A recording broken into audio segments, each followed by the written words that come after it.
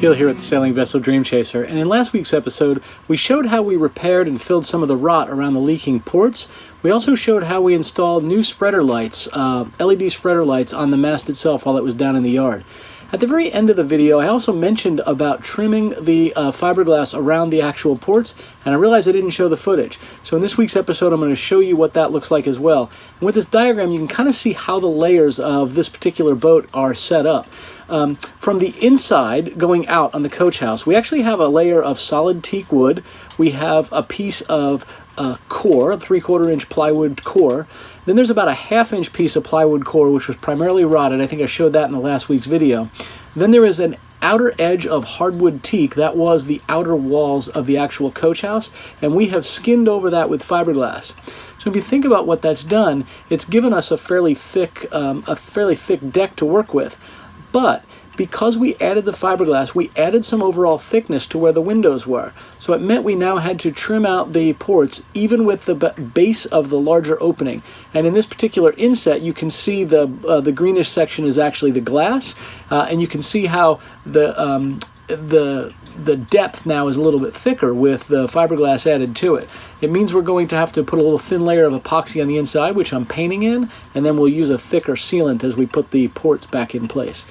So the next step is I'm going to try and trim this glass. I think I mentioned this yesterday. We attempted to do it. I didn't have the right router bit. I was hoping to get one that was sort of like a trim bit, but unfortunately trim bits with the ball bearing on it would ride on the higher side but not the lower side I needed. I'll show it in a diagram to try and display that a little bit better of what we're looking for. And any of them that had a ball bearing were too tall. Any of them that didn't have a ball bearing, I was a little worried that I might essentially be running it freehand, and I didn't want to chance that. So what I'm going to do is I'm going to use a trim bit, the smallest one I have that does not have a ball bearing. It just has a flat section that would run along the material. These are really made more for trimming like Formica along a countertop. And the idea is the bit runs along the edge of the counter and any overhang essentially gets trimmed off.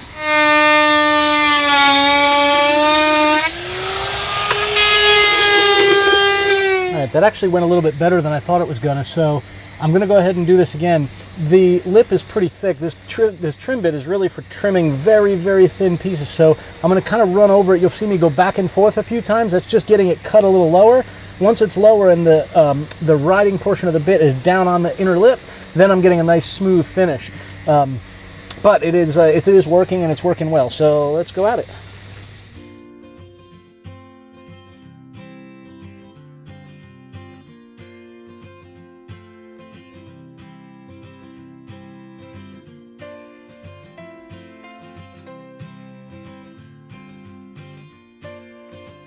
I don't have much time left on the battery here, but after a lot of work here, I want to show you kind of how this, what this looks like, and you can kind of see this nice clean edge all the way along it. Same with around this one.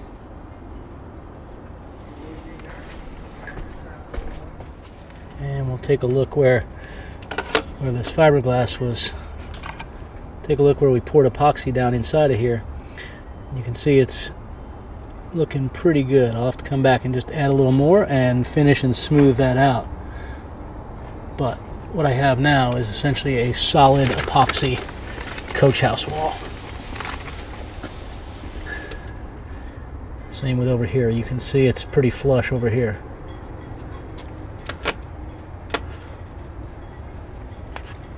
Midweek I went down to the boat to do a couple of small tasks.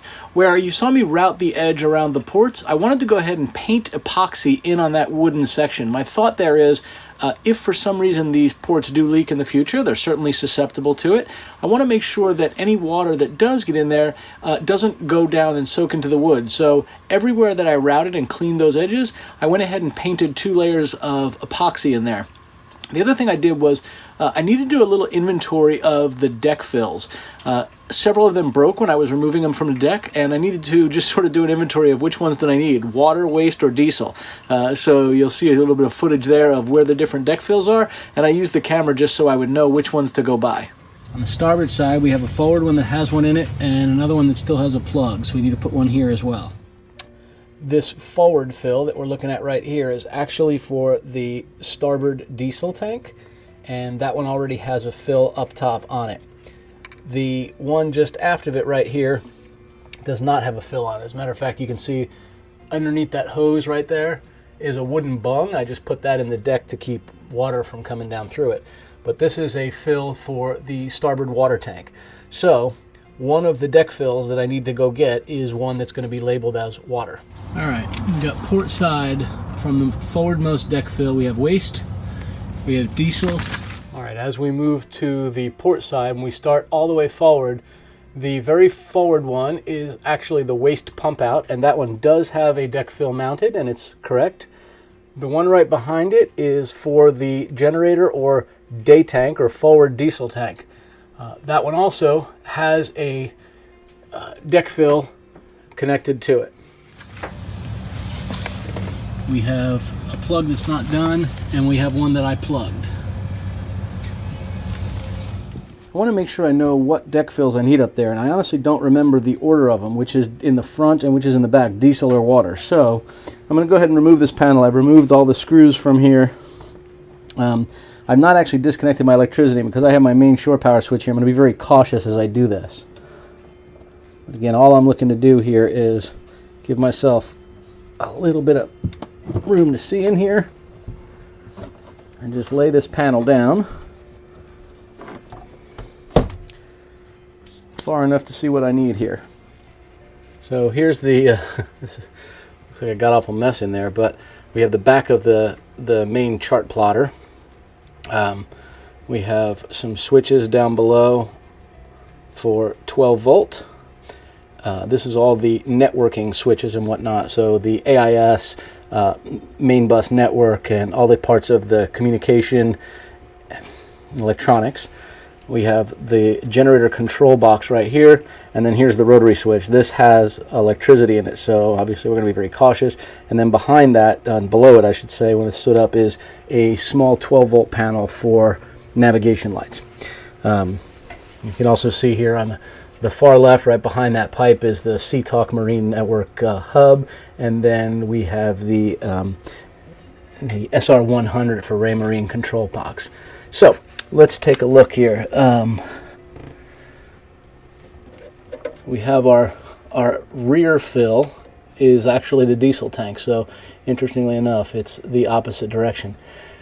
Now that I'm saying that, that makes perfect sense. Even though the diesel tanks do sit back further, it makes sense that you would put the diesel fill on the lower portion of the deck from the water fill. For example, if you had a problem where you had a little bit of spillover from the diesel while filling the fills, the last thing you want to do is chance that diesel running and getting into the opening for the water fill.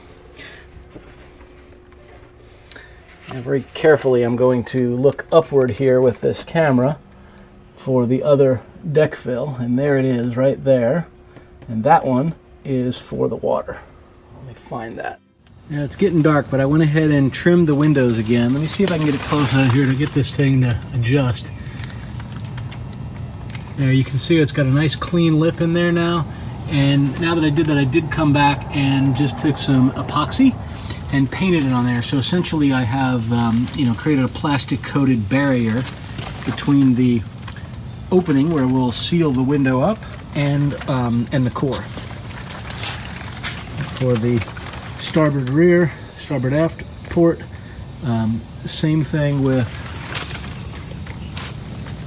you can see that, same thing with starboard forward, and the same with the two forward ports. The one on the starboard side here, I went ahead and painted epoxy around it. I did not get to the one over on the port side. I just ran out of epoxy, and rather than mix it up, I figured I would wait, and when I finish the ports on the other side, then I'll do them all at once. Just get bored when I'm down here working. So here, I made myself a little something the other day. That was a bit of epoxy I mixed up, and I wasn't sure if I had counted the number of pumps right.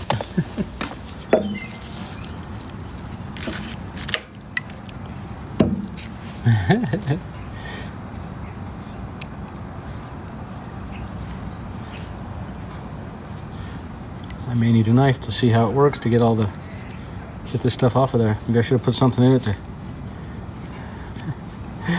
keep it from sticking. Well, hey everybody. Let me show you what we've got here today. Just got back to the boatyard. Not a whole lot done since last weekend because of the weather, but I can continue on the work, and let me show you what we've got going so far. One of the tarps came a little loose, and look, it's a poor man's cruising chute. Good morning, everybody. It's Saturday, the 27th of January, and I came back down to the boat today. I don't have a lot on my agenda today. I want to continue pouring the liquid epoxy in that port opening and start to think about how I'm going to get the right rabbited edge on the ledge of that so I can get the glass to sit in it. Also need to pick up some bronze bolts for my hawse pipe, so where the hawse pipes go through the deck. We need to get some new ones. The old ones, the screws were bent and turned. They actually weren't even screws. What they actually were was a piece of bronze threaded rod with nuts on each end. So it didn't look very good, and honestly they were pretty bent up. I think it was probably some scrap material that was used to put it back together last time. So I'm going to go buy actual bolts for that. So let me show you what that core repair looks like from the last video. I did that end of last weekend, and now I'll take a look at how it looks today. All right, so I'm going to show you where we did this core repair. This is actually the forward port side, fixed port. If you recall, this is the groove where we inserted the new core material. Let me just zoom in here so you can see it. And what you'll notice is you're seeing the tops of some of those pieces of plywood. Then as I scroll down, there's a void, and that's filled with epoxy right there. As I continue to scroll down along this opening, it looks fairly flat, and that's because what you're seeing here is actually the liquid epoxy poured into this opening. What you'll notice right here is we have a solid epoxy filled device here, and when I route the edge of this, I'll put a router bit roller bearing along that and then trim this edge flush. We'll have a nice edge here. The core filled below these ports, and the epoxy is now fairly close to the top edge. It's time to start trimming the fiberglass around these two ports on the actual port side. Let me show you what that looks like. I'm going to go ahead and trim the fiberglass around this one. It's making me really nervous because I don't have a large lip for that router bit to ride on, but I'm going to go ahead and give it a shot.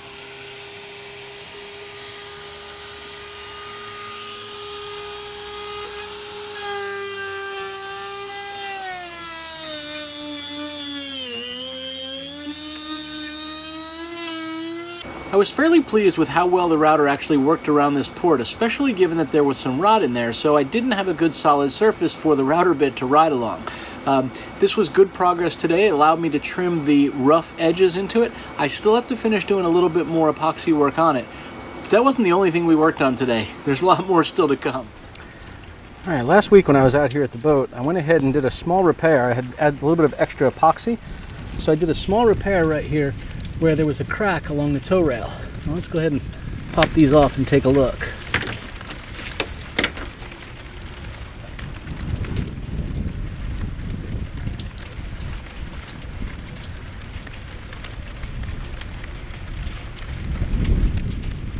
I just put a little bit of masking tape on it to make it a little bit easier to keep from getting too much on the wood.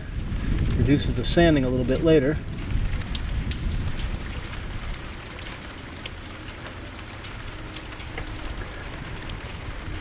But there we go. You can see where it's an epoxy filled joint, and what I'll do is I'll come back before we varnish this and I'll sand that.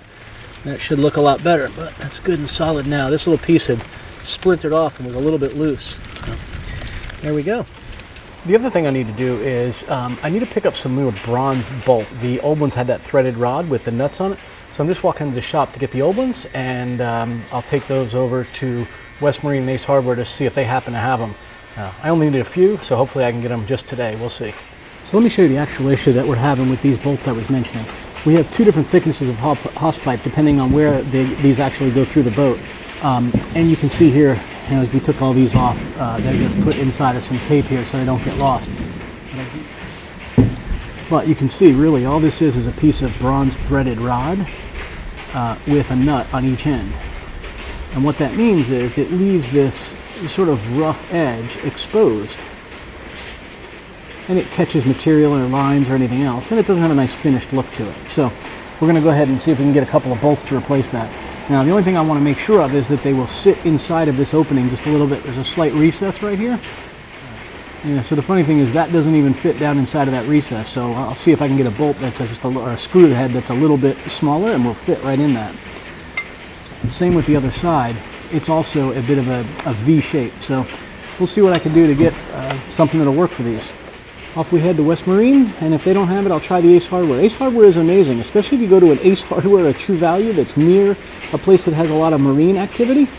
I've been fairly shocked at the amount you can get of bronze bolts, bronze screws, full stainless steel screws.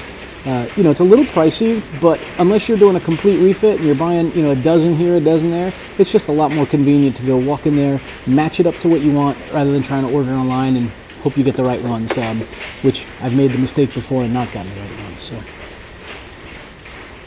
let's take these with us. My pile of stuff is getting bigger here. I can see there's my windlass. And you can see where I have several of the hose pipes for lines to go through the hull itself. I have my fittings where the anchor line goes down, anchor chain goes down into the anchor well, and then have these milk crates with some of the things I had stowed on deck, right? So some additional snubbing line for the anchor and all of my stanchion bases and lifelines right there, and that god-awful captain's chair. Ironically enough, that's not all of it. This pallet underneath that plastic are all the soles and floorboards, and I have some of my additional lines, some fenders, my old deck box, which I'll be making a new one of, and my bimini frame, all of which has been taken off the boat to give access for the deck.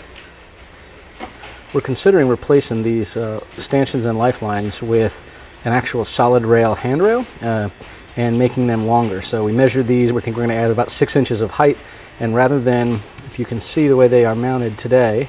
So here we have our stanchion base, and you can see the way it bolts through. It goes all the way down through the deck and is through bolted with a backing plate. And then the stanchion base actually goes right into the opening. It's handy because you have all these little clips on the top for lines and whatnot. What we're thinking about doing is getting one that mounts horizontally along the gunnel. I can show you what an old one looks like. I have a little bit of footage where the stainless steel and fabrication yard gave me one just to see if it would work, but instead of this that mounts horizontally on the deck, instead it would mount sort of sideways like this, and then the opening goes up and down. I think one of the downsides I'm seeing to that other style is it does not have these little loops right here to be able to connect lines to and whatnot. And for our sun awning and our rain awning, that would be pretty handy. So I have to really think about this. I like the idea of having some that actually mount to the gunnel instead of down through the deck, but these are really handy. So I can talk to the fabricator, Nick, and see if he could maybe add some loops to those bases. Well, we're on top of the boat here. Just to orient you on where I am, I'm on the deck of the boat. I'm kneeling down right in front of the companionway. Here's actually the companionway slide. Right here is the mizzen step. This is the base where the mizzen mast goes.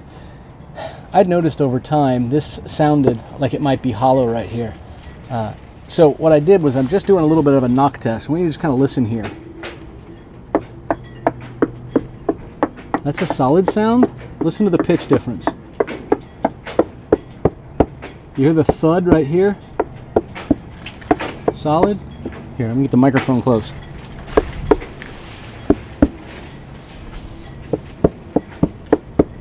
I don't know if you can hear that difference. I can actually feel it too. I can actually feel this is, it feels like the skin is not glued to the core right here. And this spot goes from about here, down here along this edge, maybe up to about the side of where there's a port right here. I don't know if you can see it on camera, right on the edge. There's a port there. So I think what I'm going to do is I'm going to drill a couple of exploratory holes in here and see what I have going on. I suspect what I have is delamination and hopefully not rot in the core, but I might, which will tell me whether or not I need to cut a layer of this glass up, replace the core inside of it like you saw us do on the deck. Or I might actually be able to get away with, because it's a small area, I may actually be able to get away with putting a couple of different holes in here and filling epoxy into it, letting it soak into that core, and then putting some weight on this to hold the layers all together while the epoxy cures, and ultimately turns this into a solid piece of epoxy as well, much like what you saw me do on the sides of the coach house windows. So it was not in the plan, but maybe it's the right time to get this done while it sits here.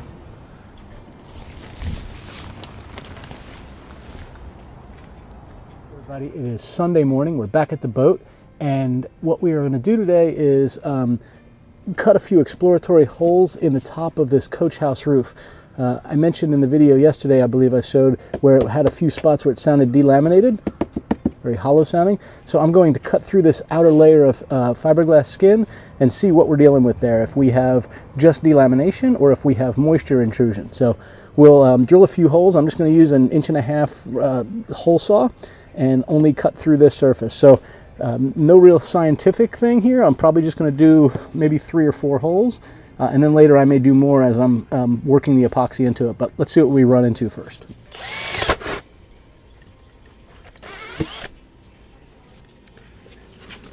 The damn battery always dies at the wrong time. You go switch them.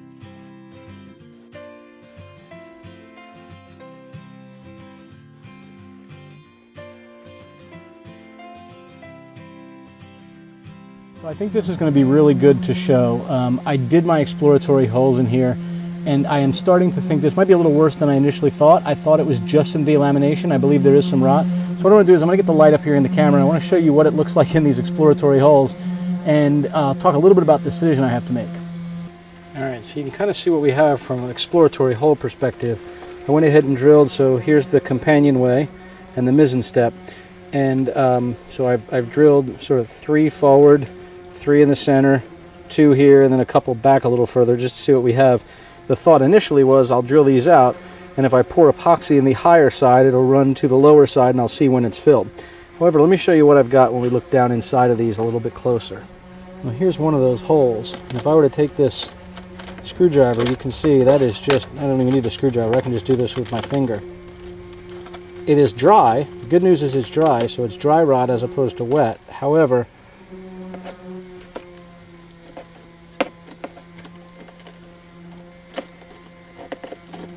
I'm able to see this here. I'm able to stick my finger right in there, in that wood. So, here, another great example right here. It's like the center of this plywood is just gone. So the question becomes, what do we do about this? And I think what I'm going to do is I'm going to take the just a screwdriver. I'm going to kind of waller out each of these holes a little bit. I'm going to use the shop vac to suck what I can out of there.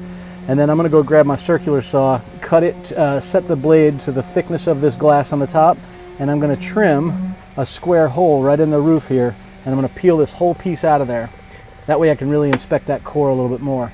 Certainly this is a bigger job than I anticipated when I came down here and thought I'd just be pouring a little bit of epoxy into a fairly small soft spot. But while the epoxy probably would have solved this issue, frankly, it just seems like if I'm going to be sanding and patching all of these holes to make it smooth, I may as well really do this repair the right way. That's all we have time for in this week's episode. Join us next week when we continue the project, finish cutting that skin off and repairing the core that's actually in the roof. Check out these other playlists right here. We think you'll enjoy them. And if you do, by all means, give this video a thumbs up, click the bell icon so that you get notified of new uploads, and do us a favor, please share this video with your friends or our channel with others so we can increase our subscribership. Thanks, safe sailing, fellow dreamers.